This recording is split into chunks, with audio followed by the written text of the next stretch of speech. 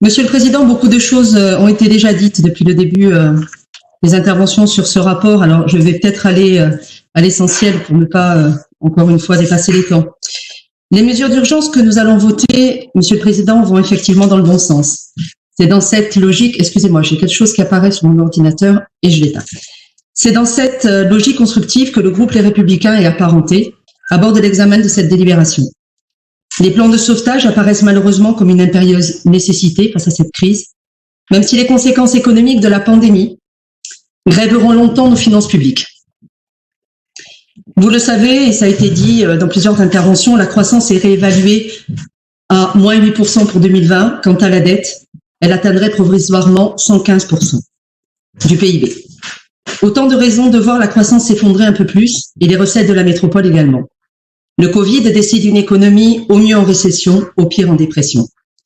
Monsieur le Président, les objecteurs de la croissance l'ont rêvé. Le confinement l'a fait. L'activité productive est à l'arrêt. Le krach boursier est arrivé. Les perspectives de croissance sont en berne.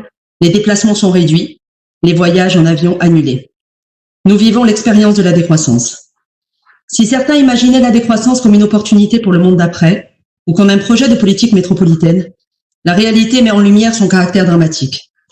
C'est pourquoi, Monsieur le Président, nous vous suivrons sur cette proposition de mesures d'urgence, car il s'agit d'éviter une déstabilisation durable de notre économie et de notre modèle social. Par ces mesures exceptionnelles, vous ciblez les publics fragiles, et c'est une très bonne chose. Le filet social doit permettre d'amoindrir cette crise. Les acteurs associatifs sont aussi au centre de cette délibération, et nous nous en réjouissons.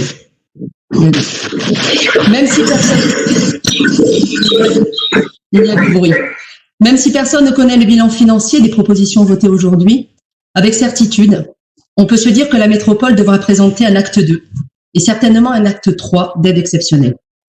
Et il ne s'agira pas seulement de la reconduction de ces aides, mais en fonction du contexte sanitaire que nous ne maîtrisons pas, d'apporter les moyens de la relance économique et du soutien.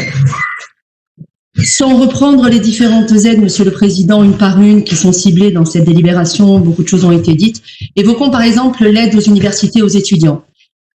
À la lecture de la délibération, nous aurions souhaité que la métropole se penche sur d'autres situations, notamment celle, par exemple, des étudiants salariés. Les petits boulots sont les premiers à servir de variable d'ajustement en période de crise, et la situation sociale de ces étudiants va être particulièrement difficile. De la même façon, certains étudiants confinés, parfois tout seuls, loin de leurs proches, rencontrent des difficultés majeures en matière alimentaire notamment. Si l'État a bien prévu d'accompagner ces jeunes, la métropole peut également apporter sa contribution au travers du fonds d'aide aux jeunes pour permettre d'instruire des dossiers d'aide supplémentaires. Monsieur le Président, assurer la survie et la continuité économique, c'est soutenir notre capacité nationale de rebond, car les entreprises sont les principales contributrices à la croissance, à l'emploi et aux finances publiques. La France doit agir vite, fort, tout en anticipant.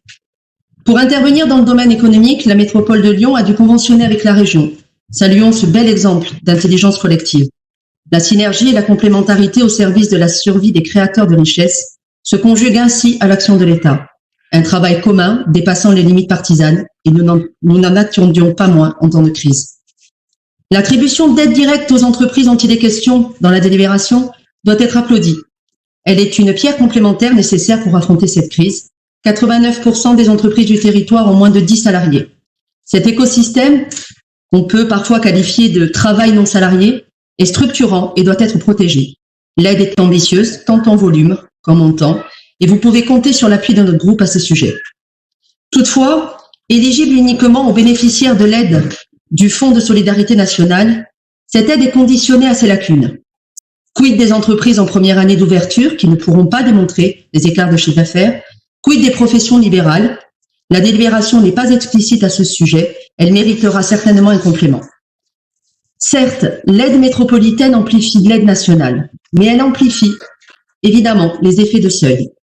Les conditions d'éligibilité sont les mêmes et le dispositif fait l'économie de toute aide pour les PME.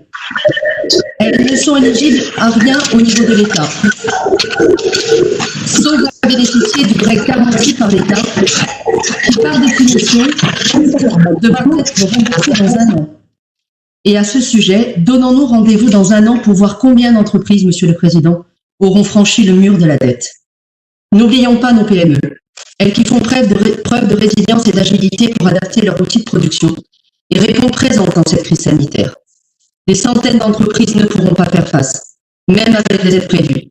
Quid des entreprises de l'hôtellerie, de la restauration, du tourisme, de la culture, qui ne repartiront pas immédiatement après le 11 mai. Leur chiffre d'affaires perdu le sera définitivement. On ne rattrape jamais une saison ratée. Il faut donc répondre vite.